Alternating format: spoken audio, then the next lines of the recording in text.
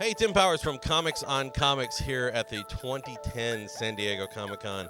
Powers-Carr and I are in line to meet the cast of the new Tron and the old Tron. Meet the new Tron, same as the old Tron.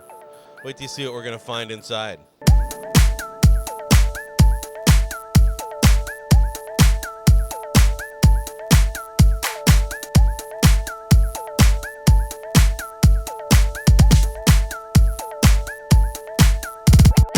How's it going to feel when one of those people is playing you?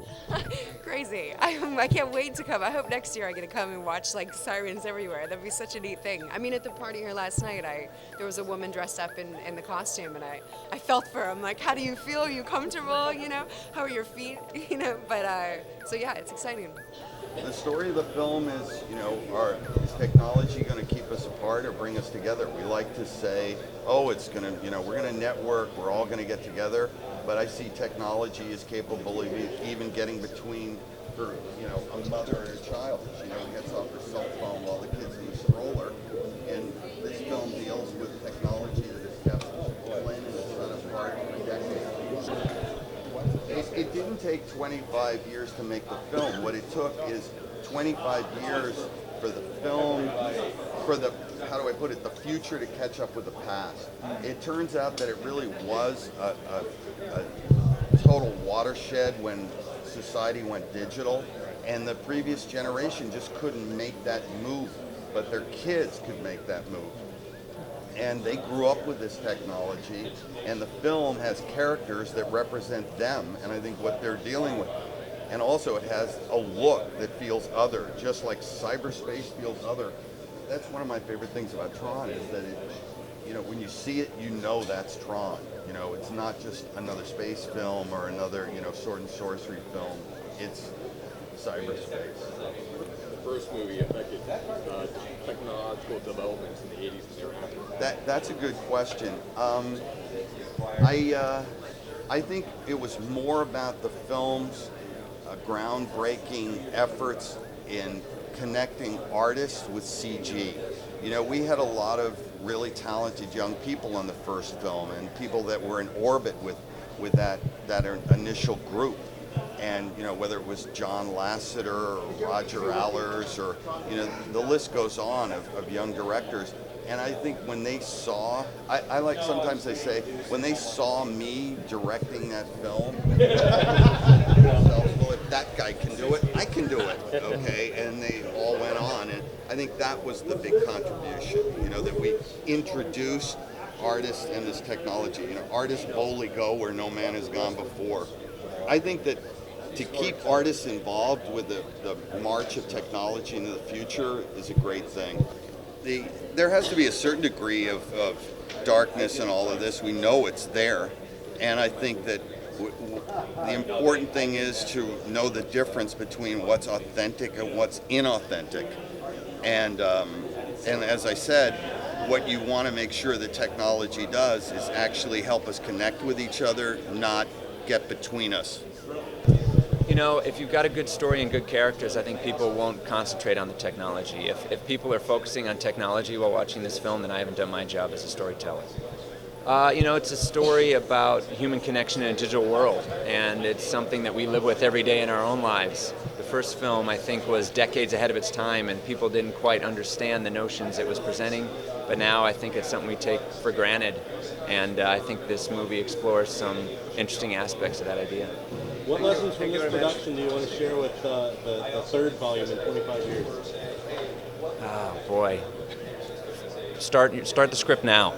Yeah, I think that would be my bit of advice. Thank you. Thank you. The challenge is, I guess, we felt like what Steven Lisberger and team had done in 1982 was so boundary pushing for their time. We thought, well, how are we going to do that in 2010? And so we kind of felt a debt to everywhere we could push it, be that, the 3D with the Pace Cameron systems, be that IMAX, be that, let's put Jeff Bridges in the movie twice at his current age and as a 30-year-old version of himself, photorealistically. We just wanted to push it everywhere we could, which led, made it hard, but hopefully worthwhile. So the black hole, it's been rumored to come out. What do we got on that right now, or is everything just preliminary right now? It's very early on the black hole. It's a title I like very much. Joe's attached to direct it. We have a wonderful writer named Travis Beecham working on the script. He's writing away, and we'll see when the script comes in. But it's a really cool title. Is Ernest Borgnine going to be in this one too? Yeah, I'd love it if he was. Most people have a vague, nostalgic recollection of the first Tron. Will this reintroduce Tron to a new generation? We hope. Well, we certainly, Steven Lisberger, the creator of the '82 Tron, was my fellow producer on this. This movie you can come to without any knowledge of the history. You can walk into this movie. It is a standalone because we thought just that. A lot of people will not have seen the '82 movie. There's a whole new generation out there. We think there's some really conceptually interesting stuff in the world of Tron that we want to introduce a brand new audience to. So this is definitely a standalone movie. Was Comic-Con the right place to get audiences excited about this kind of film? I sure feel it was. I mean, they were a big part of launching this movie. 2 years ago when we were here, we showed them a VFX test that no one knew we were going to show. Their response, and then what happened worldwide based off of their response, was largely why we got to make this movie. So to come back here 2 years and be the first place we show 9 minutes of it to them was an absolute thrill, and these folks were instrumental in us getting this done. How have alternate reality experiences like the one we're here in Flynn's Arcade helped to sell movies? Well, I love the ARG because, people often talk about it as, kind of quote-unquote marketing, which I believe it is.